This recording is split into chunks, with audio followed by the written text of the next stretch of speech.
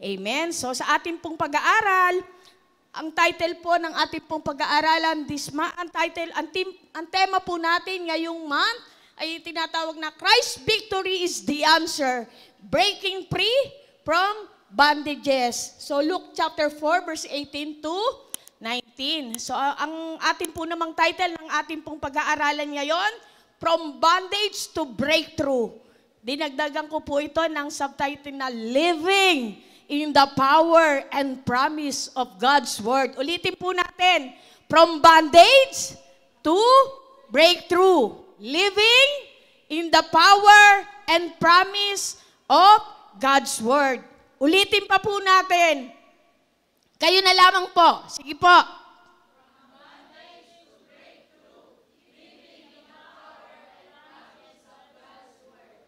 Alam ko pong di pa tayo nag-almusal, ano? Pero ipig sinabi pong power, may kakaiba po itong power. At kanina pa lamang umaga, ibinigay na sa atin yan ng ating pong Panginoon. Once again, para sa ating pong Panginoon. Dapat po marinig po ito ng kalangitan ang inyong tinig. Sabi rito, sabay-sabay po tayo, From bondage to breakthrough, living in the power and promise of God's Word. Hallelujah! So pag sinabing power, may power, hindi yung living. Parang matamlay at parang malamlam. So sa pagpapatuloy po ng ating pong pag-aaralan, andito po ang ating pong teksto sa araw na to, Joshua chapter 6, verse 1 to 20. Kahit iyan po ay mahaba, subalit ang salita po ng Lord ay malaman. Sabi rito, verse 1, isinara ang mga pintuan ng Jericho upang huwag makapasok ang mga Israelita. Okay, pinagbawal na lumabas o pumasok ang sinuman. Verse 2, sinabi ni Yahweh, parang ako lang po yung parang pag tumatawid sa dagat, dun sa dagat, parang ako lang yatang mag-isa. Di po ba dapat tayo ay sama-sama? Sama-sama po tayong magbabasa ng salita ng Lord. Ulitin po natin, isinara ang mga pintuan ng Jericho upang huwag makapasok ang mga Israelita. Ipinagbawal na lumabas o pumasok ang sinuman. Sinabi ni Yahweh kay Josue, pakinggan mo ito, ibinigay ko na sa iyong mga kamay ang Jericho upang sakupin ito at gapiin ang kanyang hari at magiging mga kawal. Ikaw ang iyong mga kawal ay liligid sa palibot ng Jericho minsan, isang araw sa loob ng 6 na araw. Pauunahin mo sa kabanang tipan ang 7 paring may dalang mga trumpeta na yari sa sungay. Sa ikapitong araw, 7 beses kayong liligid sa lungsod at hihipan ng mga pari ang dala nilang trompeta. Verse 5, pagkarinig ninyo ng isang malakas at mahabang tunog ng tambol, lahat kayo'y ubod lakas na sisigaw. Sa sandaling iyon, babagsak ang mga pader ng lungsod at walang sagabal na makakapasok doon ang lahat. So verse 6, sabi pa rito, kaya tinawag ni Josue ang mga pari ng Israel at sinabi sa kanila, dalhin ninyo ang kabanang tipan ni Yahweh, mauuna ang 7 paring may dalang mga trompeta. Verse 7, at sinabi naman niya sa mga taong bayan, lumakad na kayo, lumigid kayo sa lungsod, at paunahin ninyo sa kabanang tipan ni Yahweh ang mga sandatahang lalaki. Verse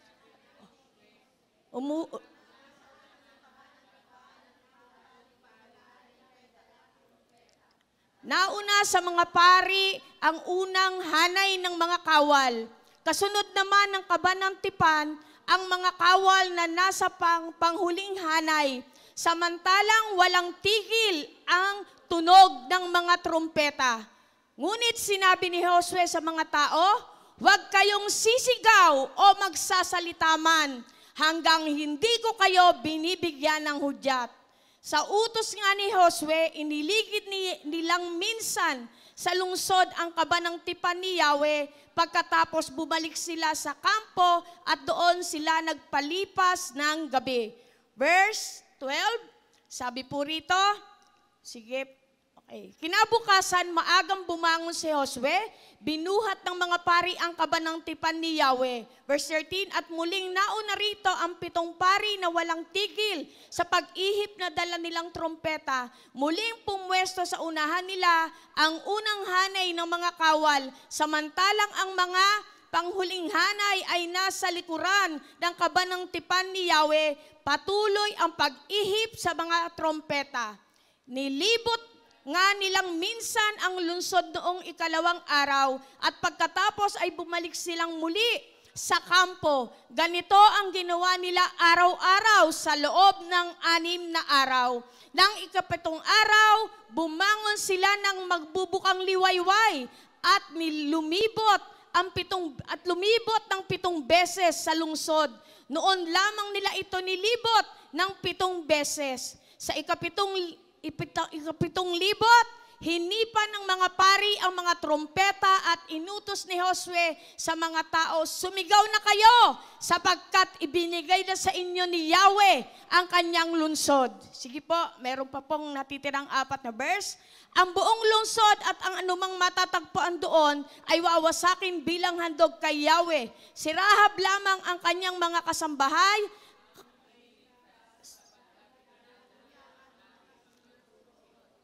At huwag kayong kukuha ng anumang bagay na nakatakdang wasakin. Kapag kumuha kayo ng anuman, kayo na ang magiging sanhi ng pagkapahamak ng buong Israel.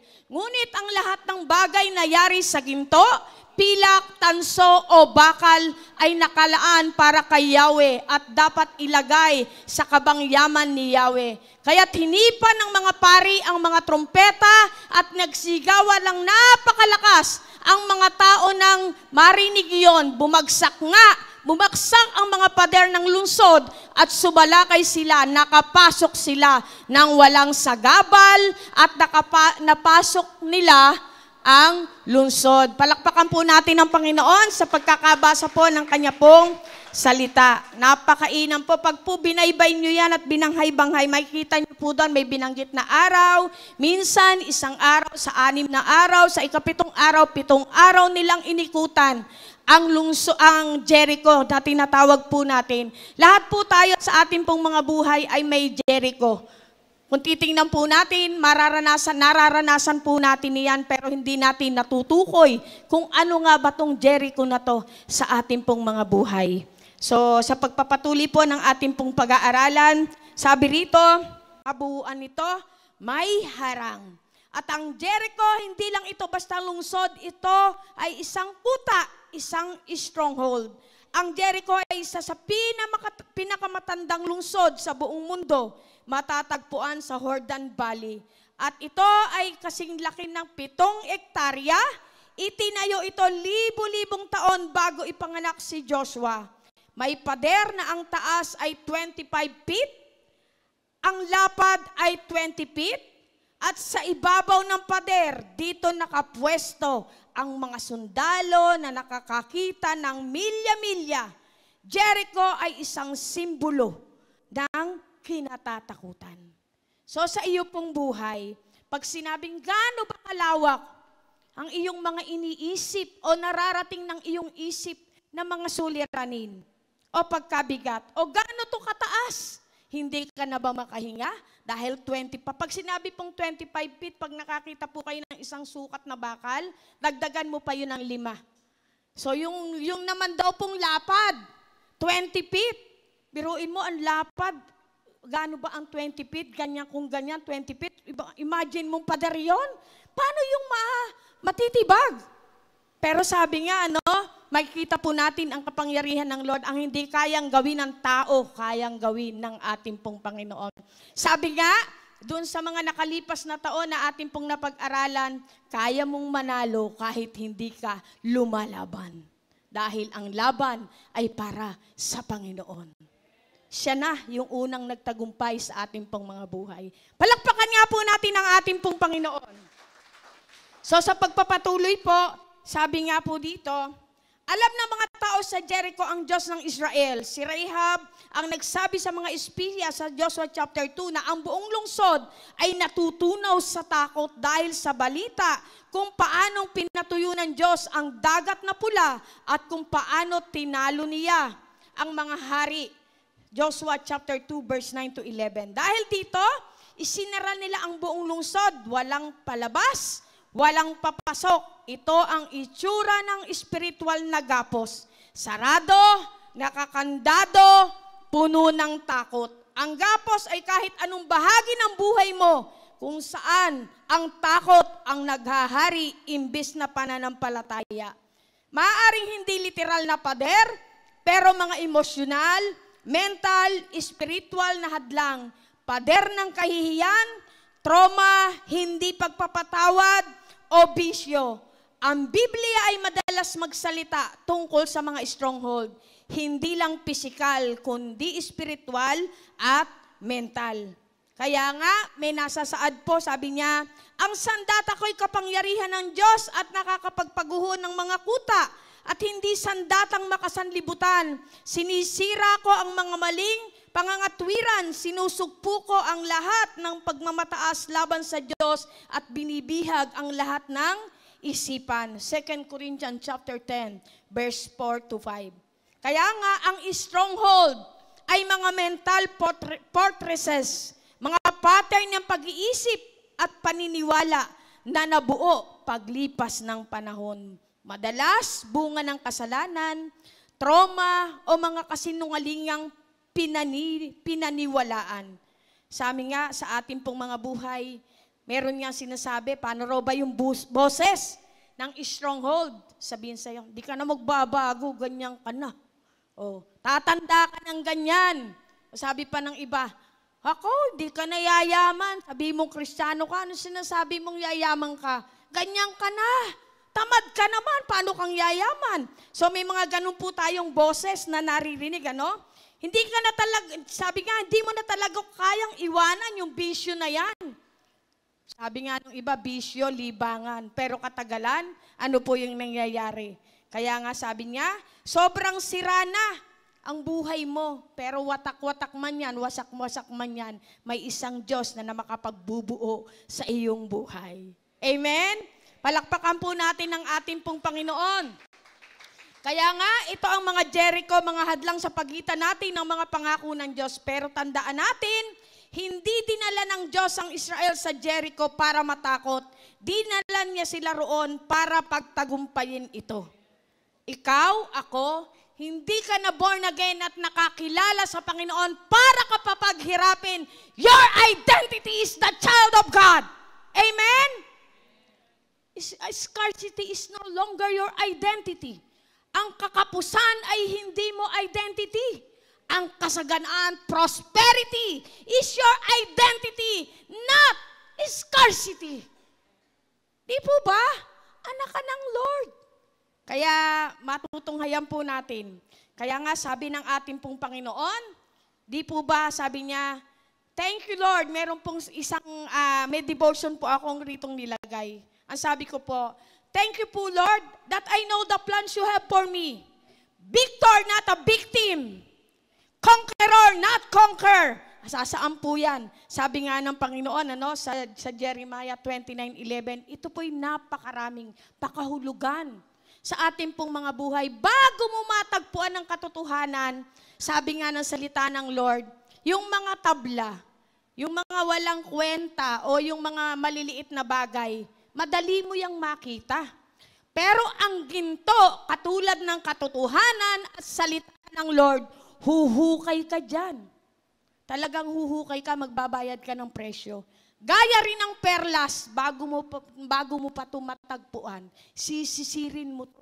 At ganito po ang salita ng Lord sa ating pong mga buhay. Church, you can read the Bible all throughout the day without feeding your soul. Totoo po ito. Kaya mong magbasa ng buong maghapon ng salita ng Lord, pero hindi napipid, hindi nabibigay yung soul na yung pangangailangan ng iyong kaluluwa. Reading, mayroon po yung pagkakaiba. Reading and meditating, malaki po ang diferensya niyan. Nagbabasa ka lang, sumasagi lang sa isip mo, pero hindi na pipid ang soul mo? Sayang. Kaya nga po sa ating pong papatuloy na pag-aaralan, ikaw ba'y umiikot na lang sa parehong Jericho sa buhay mo? Naghihintay? Nagtatanong kung kailan ba babagsak ang pader? O kailan ba nagtatanong ka, kailan kaya matatapos tong mga problema na to? Ang totoo po yung problema ay kasama po sa ating pong mga buhay. Hindi tayo exempted dyan. Sino ang may sabi? Di naman sinabi ng Lord, pag na-born again ka, hayahay kaya? No! Kasama ang pagsubok sa ating pong buhay, ang maganda lamang ang pangako ng Diyos. Sasamahan Kanya sa anumang laban ng iyong buhay. At ang assurance nito, ang katagumpayan ay nasa iyong mga kamay. Dahil ang Diyos na nasa puso mo, naninirahan sa iyo ang Kanyang mga salita at ang Kanyang Espiritu. Nasaan yun? Nasaan po yung mga salita na yon? John chapter 14 verse 23. Ang salita ng Diyos at ang Kanyang Espiritu, ang Ama, ito po ay Triune God, Trinity, na naninirahan sa iyo. Ano't natatakot ka ngayon sa anumang sitwasyon ng iyong buhay?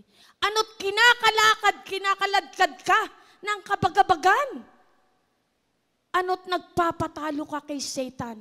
Hindi ka alipin ni Satanas. Ikaw ay mas may higit na kapangyarihan dahil ikaw ay anak ng Diyos. Mula nang ikaw ay nagtiwala sa Panginoon, isinuko mo ang iyong buhay, malaki ang gampanin ng Diyos sa iyong buhay. Namomroblema ka? Bigay mo sa Panginoon. May kapangyarihan ka. Ang tanong lang, sabi nga ni Pastor Joey, mahirap mong pagtaasan ng Diyos na hindi mo kilala. Mahirap mong awitan ang Diyos na hindi mo kilala. Mahirap mong sambahin ang Diyos na hindi mo kilala. Mahirap mong iyakan ang Diyos na hindi mo kilala. Paano mo to gagawin? Ngayong umaga pong ito, paano ko ituturo sa inyo na matagumpay ang Lord sa ating pong mga buhay kung hindi ko to naranasan? Paano mo sasambahin at pagtataasan ng Diyos ng iyong mga kamay kung hindi mo siya kilala? Magagawa mong may kalayaan, itaas ang iyong kamay, ibigay mo ang iyong pandinig, ibigay mo ang iyong puso sa Kanya dahil alam mo, kilala mo siya. Hindi mo lang alam na may Diyos, kundi kilala mo siya talaga. Ako po ay nang na-born again gusto ko lang namang makilala yung Lord na may tenga na nakakarinig ng aking pong mga daing. Gusto ko lang namang makilala ang Diyos na nakakalakad, hindi nakapako ang mga paa. Gusto ko lang makilala ang Diyos na nakakakita sa akin. At gusto ko lang makilala ang Diyos na nakakaramdam ng aking mga hinaing. At ako po'y pinalad. Dinala niya po ako sa Kanyang paanan. Sa Jesus is Lord Church mismo. Tayo po ay napakapalad. Yun lang naman yung gusto natin. Sa hirap ng buhay na to, ito po ay parang sinasabi nga, hindi na to pasulong. Ito daw po ay pabaon. Pero sa mga anak ng Lord, walang pabaon, walang pasulong. Ito'y tuloy-tuloy na tagumpay sa ating pong mga buhay. Amen? Kilalanin mo ang Diyos sa iyong buhay. Napakarami pong kayamanan sa Biblia na nakasaad. Sipagan mo lang. Seryosohin mo ang Panginoon. Seryosohin mo ang Kanyang mga salita. Hindi ka pa humihingi. Ibinibigay niya na sa'yo. Napakabuti po ng ating pong Panginoon. Kaya nga po sa pagpapatuloy ng ating pong pag-aaral, baka napagod ka na rin. Baka sa kakabalik-balik, paulit-ulit, sa lugar ng sitwasyon, sa lugar ng kahirapan. Baka naniwala ka na sa kasinungalingan ni Satanas. Ganito na lang talaga ang buhay ko. Pero tandaan natin, gapos o pagkaalipin ang kalagayan mo, hindi ito ang destinasyon mo. Mayroon kang kalayaan. May magagawa ang Diyos sa iyong buhay. Sabi nga, your identity is no longer scarcity. Your identity is prosperity. You are not a slave of Satan. You are children of God. Amen po ba? Kailangan mo ideklara yun araw-araw sa iyong pong buhay. At alam niyo po ba na napakaraming pagpapala na nakatalaksan sa kalangitan, laksa-laksang pagpapala na ito ay hindi nakakarating sa iyo. Dahil ito ay kulang lang sa pagpoproklama sa dulo ng bibig mo. Hindi mo pinalalaya ang kapangyarihan ng ating pong Panginoon. Pero ang sabi ng Panginoon sa araw na to, matututunan mo ngayon ang kanyang ituturo sa iyong buhay. At mula sa araw na to, tutuldukan mo na to. Hindi ka na mamumuhay kagaya ng dati. Mamumuhay ka ngayon ng isang matagumpay dahil ang title po ng ating pong pinag-aaralan, Living the Power and God Promise. Paano mo ipamumuhay ang salita ng Lord? Kaya po natin yan. Ako na po ang nagsasabi sa inyo dahil ito po ay aking naranasan. Hindi po nagyayabang si Sister Yoli or what. May gusto po akong ipagyabang. Ang gusto kong ipagyabang ay mga ginawa sa akin ng ating pong Panginoon. Yun lamang po. Dahil lahat po ng mga gawa natin, minsan palpak, madalas palpak. Pero ang gawa sa atin ng Diyos, talagang maaasahan. Matibay, matatag, nagpapatuloy. Ano pa yung gusto niyong marinig? Nagpapayaman ng Diyos sa ating pong mga buhay. Amen? Hindi gusto ng Lord na hirapan ka nung gagamitin mong pagtulong sa iba. Di po ba? Lahat ng mga anak ng Diyos, hindi lang sa salita ng Lord mayaman. Mayaman yan sa lahat ng bagay. Dahil ang Diyos na kanyang pinagtiwalaan, may-ari ng langit at lupa. Amen po? Okay, palakpakan po natin ang ating pong Panginoon. Malakas na palakpak sa ating pong Diyos. Kaya nga po, ito ang lugar kung saan ipinapakita ng Diyos kung gaano siya makapangyarihan sa iyong pong buhay. At ang istorya ng buhay mo, kayang-kaya niyang pagandahin. Kung ang istorya ng buhay mo ay lungkot, nakangiwi, nakasimangot, kayang pagandahin ang istorya ng buhay mo ng Panginoon. Amen? Kayang-kaya po yan. Moving forward sa ating pong pinag-aaralan, number 2. Are you ready, church? Ito po yung maganda. The method of victory, obedience and faith in God's Word. Pamamaraan sa katagumpayan. Ano nga ba yung sinasabi dito? Sa Joshua chapter 6 verse 3, basahin po natin. Ikaw at ang iyong mga kawal ay liligid sa palibot ng Jericho minsan isang araw sa loob ng 6 na araw. Minsan, ibig sabihin, isang beses sa isang araw. Ano po ang kaugnayan nito sa ating pong pamumuhay na matagumpay? May binabanggit po diyan ko, ito po ay ating pong pag-aaralan. Ang estratehiya ng Diyos para sa masakop ang Jericho ay hindi ayon sa lohika, kundi ayon sa pananampalataya. Binigyan niya si Joshua ng kakaibang plano, paikutan ng lungsod isang beses kada araw sa loob ng 6 na araw at sa ikapitong araw, 7 beses silang iikot at pagkatapos ay sisigaw ng malakas sa kababagsak ang pader.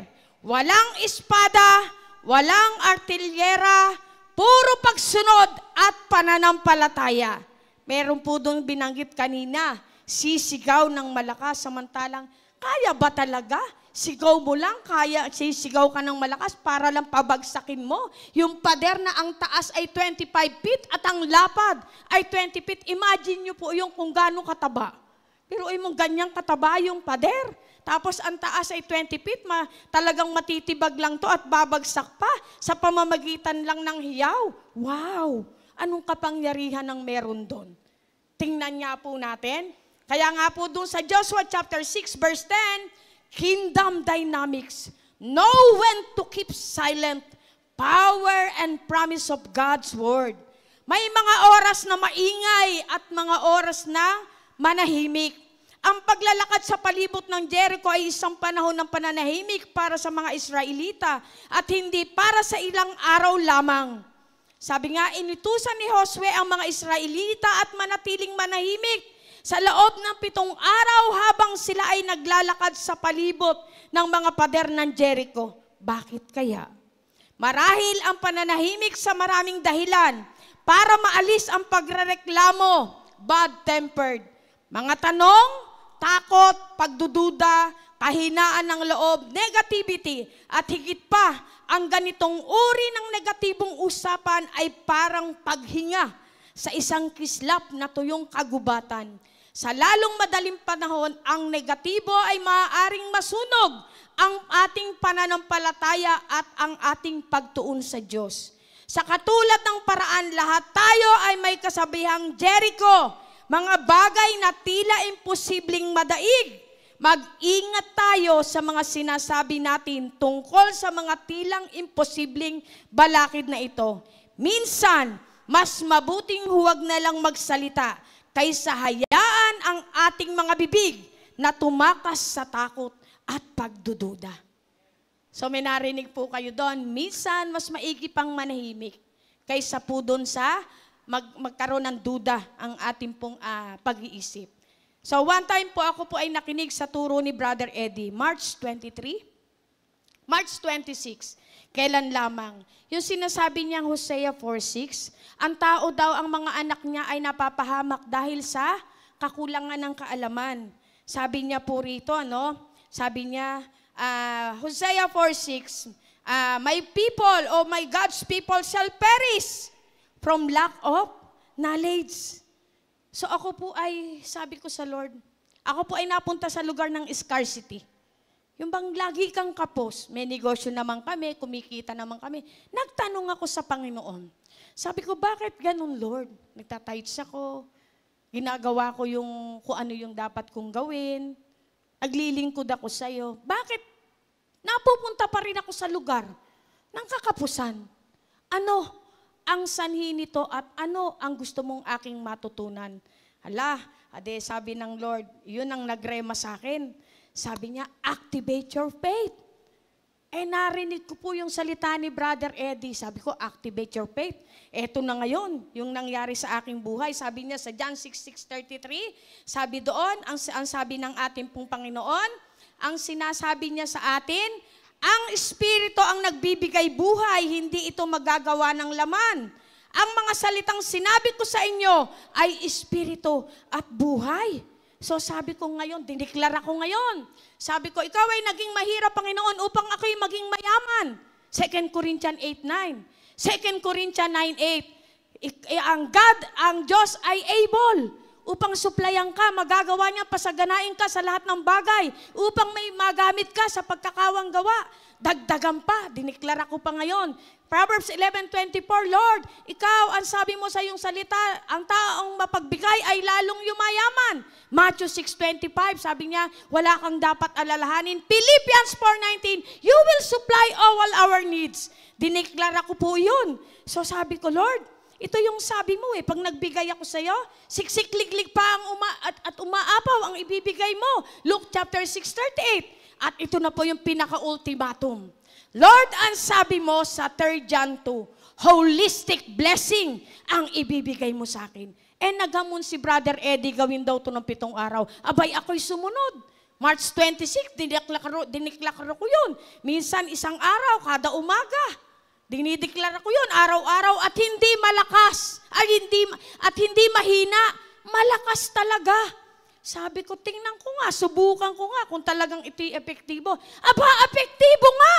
Dumating ang April ngayon. Sinend ng Lord sa akin ang kanyang salita. Psalms 23.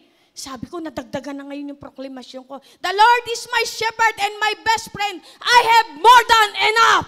Sabi ko, ang Lord, ang aking pastor, di ako magkukulang. Lahat ng buong bahay diniklara ko. The Lord is my shepherd, I shall not lack. The Lord is my shepherd, I have everything. Diniklara ko yan sa talyer, diniklara ko yan sa negosyo. Sabi ko, kung ang sabi ng Panginoon ay gayon, tiyak na ito ay makapangyarihan. So sinunod ko siya, dinire-diretso ko siya. Inabot ako ng hanggang May 6. So mamaya na po yung kasunod kung ano yun.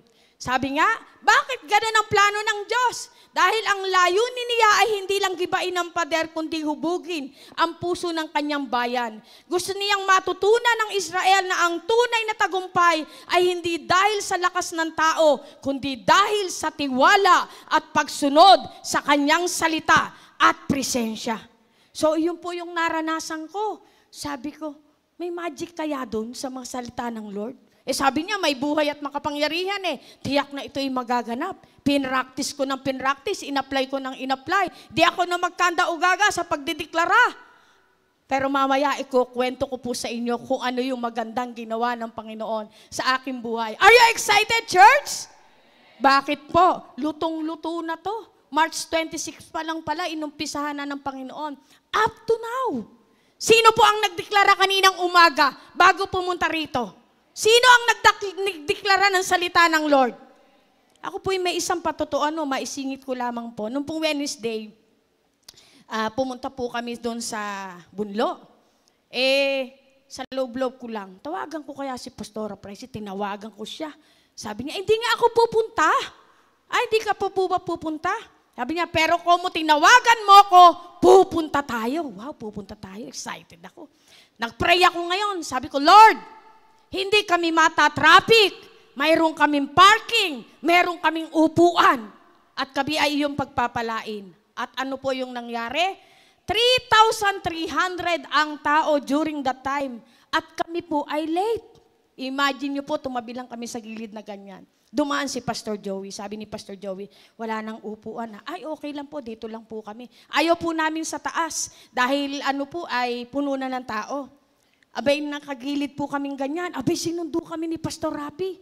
Sabi ni Pastor Rapi, meron pa pong upuan doon, 2. Nakaw, nang umupo kami sa kauna-unahan. Sabi ko, di ko naman matiis yung isa na iwanan sa likod. Sabi ko, sunduin mo na yung isa. At dito tayo, tabi 3 sa 2 upuan. Maya-maya, paglingon niya, may isang upuan na nakatabi. Imagine mo yun. Sa 3,300 na tao at puno sa labas at loob. Imagine mong may itinira ang Lord sa aming upuang 3. Sabi ni Pastora Presi, ang galing ng upuan niyo. First class pa talaga. Ako, nandun ako sa likod. Ba't kayo napapunta dyan? Gawa iyon ng Panginoon.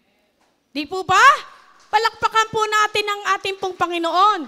So napakainam ng ating pong Diyos. Kaya kung titingnan po natin sa ating pong mga buhay, ikaw ay mananalo, hindi ka talunan. Ano pa yung gusto mong deklarasyon na marinig sa ating pong Panginoon? Ang Diyos po ay napakabuti. At ito po yung nangyari sa aking pong mga buhay. Minsan o madalas, may mga pagpapala at dapat mong palayain. Sabi nga ng Lord, pinalaya ka niya. Pero ito po, ang gusto ng Lord, palayain mo ang kanyang kapangyarihan sa pamamagitan ng pagbibitiw mo ng iyong salita sa iyong bibig. Yung pagbibitiw ng salita ng Lord sa iyong bibig. Kailangan mo tong palayain. Bakit? Sa pagkalikha sa atin ng Panginoon, binigyan niya tayo ng dominion. Binigyan niya tayo ng kapangyarihan. Bakit? Gusto niyang i-reveal sa'yo ang kanyang sarili kung gaano siya makapangyarihan. Anak tayo ng Lord Kaya nga marami siyang gustong i-reveal sa'yo at sa akin. Ano yung gusto mong palayain sa iyong buhay? Kaya sipagan mo ngayon. Sabihin mo sa iyong katabi, sisipagan mo ngayon na laging maghukay ng salita ng Lord. Bakit po kayo natatawa? Bakit? Mga tamad ba tayo dati? Di aminin natin, oo. Ngayon, sisipagan na natin. Bakit? May kapangyarihan pala dyan sa salita ng ating pong Panginoon. Bibigyan ko po kayo ng sample. March 26, April, dumating yung Psalms 23, sinend ng Lord. Ngayon, sinend ng Lord ang salita niya sa Jeremiah 29:11. Ito po ay nung May 6. So nadagdagan, in-apply ko ngayon. Sabi ko, totoo nga ang salita ng Lord. Totoo nga na makapangyarihan. Sabi nga, kahit gulay yan, masarap na, kaya pang pasarapin ng Lord. Maganda ka na at gwapo ka, kaya ka pang pagwapuhin at pagandahin ng Panginoon. Maayos na ang buhay mo, masikit pa niyang aayusin. Ano pa yung gusto mo? Masigla ka na, mas lalo ka niyang pasisiglahin. Ito pa siguro gusto ng lahat.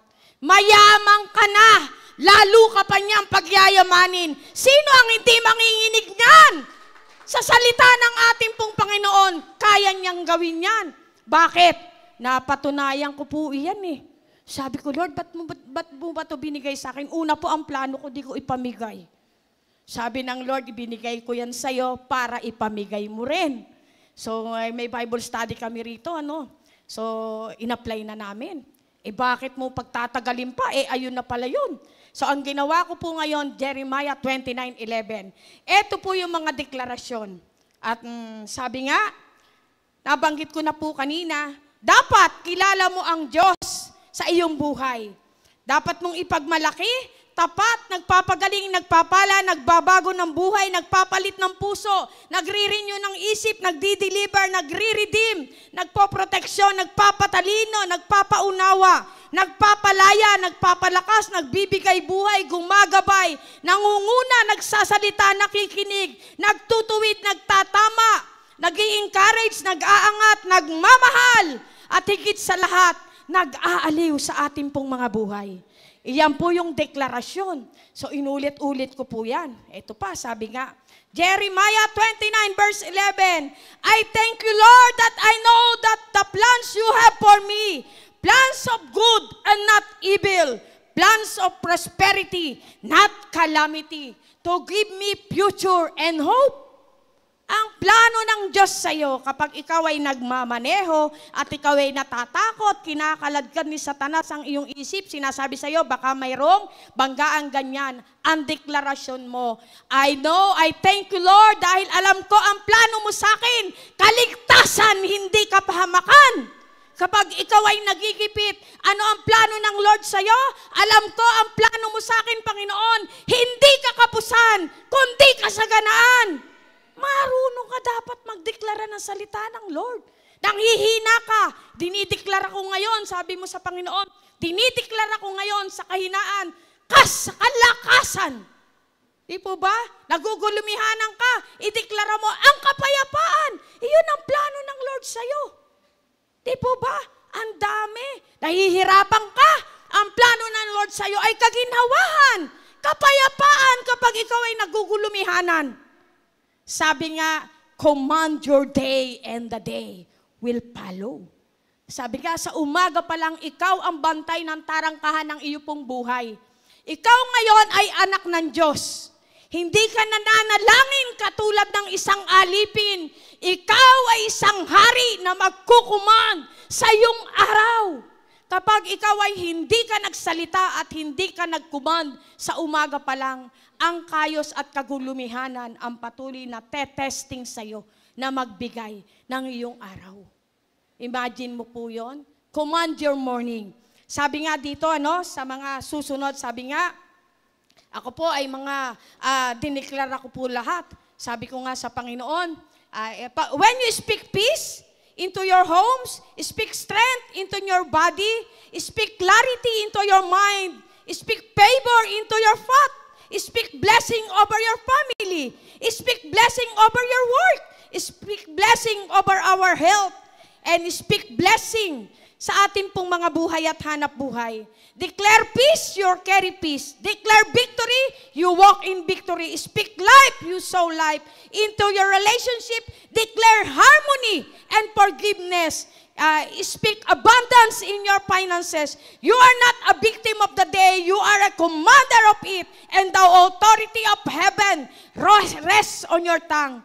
Speak blessing in your life. Speak blessing in yourself. Speak blessing over your finances. Speak blessing over your loved ones. Speak health. Speak blessing to your destiny. You are a child of God. You are not the tail and you are the head. Ano ang sabi ng Panginoon? Ikaw ang magpapahiram. Hindi ka mangungutang above and not beneath. No weapon formed against me shall prosper. Every tongue which rise against me in judgment you shall condemn. This is the heritage of the servant of the Lord. Kaya sabi niya, I thank you, Lord, because I know your plans for me is prosperity, not calamity. I declare divine order and protection, provision. Victory, speak of the day will, sabi nga, speak and the day will obey. Kaya nga sabi, peace surround me today. Around my mind, around my emotion. Favor finds me today. Walk in divine health, speak life. mind sharper, mood more grounded, step more confident, release blessing all throughout the day sa iyo pong mga buhay. At ang maganda po ito, kada po tatapusin ko ang aking pong deklarasyon, ito po yon. Ito yung palagi kong kinasasabikan. And after ko magdeklarasyon, I watch heaven response. Many blessings are released to your own word. You are recipient of blessing. You are blessed. You are vessels. You are containers and channel of blessing of God. Amen? Matuto tayong magdeklarasyon. Ito po'y araw-araw kong pong ginagawa. At totoo po talaga. Bakit po? Makapangyarihan ang salita ng Lord eh. Ngayon, halukayin nyo sa inyong puso yung mga pinagsasabi sa inyo ng ating pong Panginoon dahil iyan po ay may buhay. Ang identity mo ngayon ay hindi katalulan. Ikaw ay matagumpay. Amen po ba? Kaya nga, sa ating pong panghuli, sabi niya, Christ our greater Joshua, the victory is already won. Totoo naman, tayo ay nagtagumpay na. Bakit? Dahil ito ang sinabi ng ating pong Panginoon. Ang laban ay hindi sa'yo, kay Lord yan. Tama po ba? Ang krus ay hindi lang pagligtas. Ito ay pagbabaligtad. Hindi ka lang iniligtas, inilipat ka mula sa kamatayan papunta sa buhay. Salamat sa Diyos na nagbigay sa atin ng tagumpay sa pamamagitan ng ating Panginoong Hesukristo. 1 Corinthians chapter 15 verse 57. Kaya naman, ang proklamasyon, magagawa ko ang lahat ng bagay sa pamamagitan ng nag-iisang nagbibigay kapangyarihan sa aking kalooban. Philippians 4:19. At sa conclusion, ano man ang Jericho mo ngayon? Addiction, depression, galit, guilt, pinabagsak na yan ng ating pong Panginoong Hesus. Ang kailangan mo lang ay gawing pumasok. Kaya nga, sa araw na to, hayaan mo ang araw na to, ito yung maging 7th day mo. Alam niyo po ba sa Joshua chapter 6 verse 15, sasama po yan sa ating pong pinag-aralan, number 7 symbolize perfection, kasakdalan, at makapangyarihang gawain ng ating pong Diyos. Genesis chapter 2 verse 3. Kaya nga, ang sabi po ng ating pong Panginoon, hayaan mong ito ang sandali na sumigaw ka sa pananampalataya at lumakad sa kalayaang ibinigay ni Jesus sa iyong buhay. Amen po! Ngayon ay gagawin mo yan. Narinig niyo po yung mga salita ng Lord, ang dapat mong gawin ngayon. Sabi nga kanina, hindi ka mananalangin ng katulad ng isang alipin. Ikaw ay magkukuman katulad ng isang hari. Na uutusan mo at ang gamit mo ay salita ng ating pong Panginoon. Alam niyo po ba sa katagalan, hindi ka na makakapag-pray ng gusto mo. Ang lahat ng lalabas sa iyo ay salita ng Lord. Napakagaling at napakahusay, napatunayan ko po ito. Kapag dumarating yung pangalan niyan, yung pangliligalig ni Satanas sa isip, you have to command it, wag mo nang patagalin. Bakit? Nandun sa Luke chapter 10 verse 19, you have the power and authority. Kaya po tayo ay mga anak ng Lord. Ang salita ng Diyos at ang Espiritu ng Diyos, ang Ama at ang Anak at ang Espiritu ng Diyos ay naririrahan sa iyo sa pamamagitan ng salita ng ating pong Diyos. Kaya ikaw at ako ay may authority. Kaya nga sabi nga ni Brother Eddie, hindi ka na mamumuhay kagaya ng dati. Hindi ka natalunan. Kaya nga po tayo ay nag-aaral. At kaya nga po tayo ay naririto. Di po ba? Sasabihin mo, nako, parang, baka hindi totoo yan, Sister Yoli. Ang nagsalita po ay hindi ako, kundi ang Panginoon. Kung ginawa niya po sa akin, kaya rin niyang gawin sa inyo. Yung mga hindi magkaanak, speak life! Kaya po yung gawin ng Panginoon sa mga relasyon yung hindi okay. Anong gagawin mo? Magdeklara ka ng harmony. Magdeklara ka ng forgiveness, growth. Mangyayari po yan. Isang patotoo po ako po'y nagulat eh. Nag-aaral ako, pumasok si Rico, may dalang ulam. Sabi ko, anong gagawin mo dyan? Magsisigang ako para makakain ka. Sabi ko, wow naman. Tapos alam mo sagot niya? Yan ba ayaw mo? Kung kailan ka tumanda, saka kita ipagluluto. Praise the Lord! O di po ba? Ay napakainan po sa mga araw na 6 na araw nga naman. gagawin mo yung pagdideklara ng salita ng Lord. At sa kaipitang araw mo, yun na yung tagumpay mo. Araw-araw mamumuhay ka ng mga tagumpay. Although may mga dumadaang pagsubok, totoo yun. Pero hindi kaya-kayang patumbahin nun. Bakit? Ay may Diyos na nagpapatibay at nagpapatatag sa'yo. Bago pa man sumikat ang araw at bago pa magkaroon ng kaganapan ang buong araw mo, nakapundasyon ka na, nakaposisyon ka na sa katatagan at pananampalataya mo sa ating pong Panginoon. Amen? So, tumayo po ang lahat ng matagumpay na anak ng Lord. Tayo po ngayon, sabi nga kanina, kilala mo ang Diyos na tinatawagan mo. Hindi mo kayang sumayaw at lumundag at tumalon at itaas ang kamay kung hindi mo kilala ang Diyos na ginagawan mo niyan. Pero kung kilala mo ang Diyos na pinagtataasan mo ng kamay, ang Diyos na iyong sinasayawan, ang Diyos na iyong pinupupurihan, kaya mong lahat gawin ito. Bakit? Kilala mo ang Diyos mismo. Amen po? So sabi nga doon, sabi nga ng ating pong Panginoon, victory is mine. At ang sabi po doon, I am free to dance. So maganda po sigurong awitin na lang natin yung I am free. So ngayon po, ito po yung declaration. Sabi mo, wala naman si Sister Yoling benediction of prayer. Sagana na po tayo kanina sa mga salitang binitiwan sa atin ng Lord. Kaya ngayon, sabi kanina, sisigaw ng malakas sa ating pong Panginoon. Amen? Amen. So simulan po natin. Lumundag nga po tayo sa Panginoon. Woo! Taas natin ang ating mga kamay at tayo sumigaw. Jesus! Jesus! Jesus! Jesus! Jesus! Jesus! Jesus! Hallelujah! Kilala mo ba ang Diyos na nagpalaya sa'yo? Come on, church! Yes! I am free to dance. I am free to dance. I am free to live for you. I am free to live for you.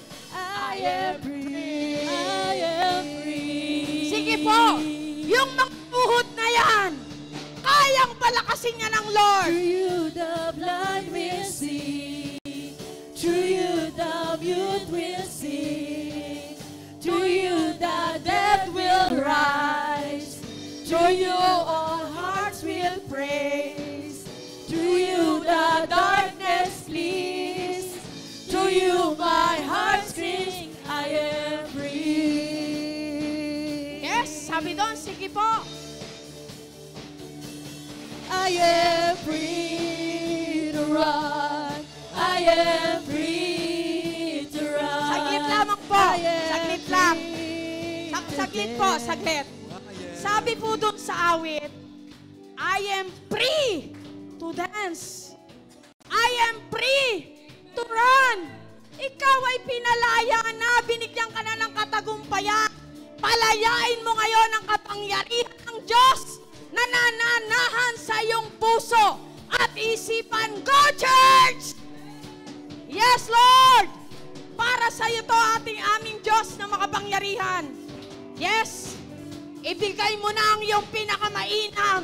Hindi mo alam kung ano ang susunod na mga darating sa ating pong buhay. Ang mahalaga, tayo ay mapagtagumpay. Kaya nga, kilala mo ang Diyos na iyong sinasayawan ngayong araw. Amen. Amen. Amen. Amen. I am free to run. I am free to dance. I am free to live for you. I am free to dance. I am free to live for you. I am free to live for you.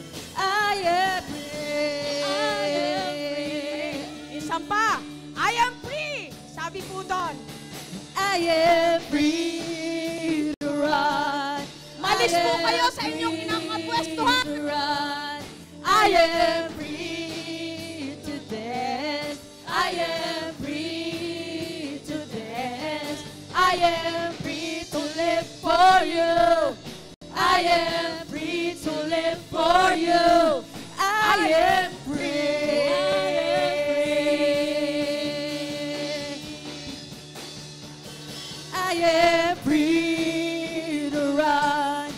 I am free to run. I am free to dance. I am free to dance. I am free to live for you. I am free to live for you. I am Free! Hallelujah! Jesus! Jesus! I give you glory! Hallelujah! I give you glory, glory. I give you glory, glory. I give you glory, glory. Jesus. I give you glory. I give you glory, glory. I give you glory, glory. I give you glory, glory. Jesus. I give you glory, glory. I give you glory, glory. I give you glory, glory. Jesus.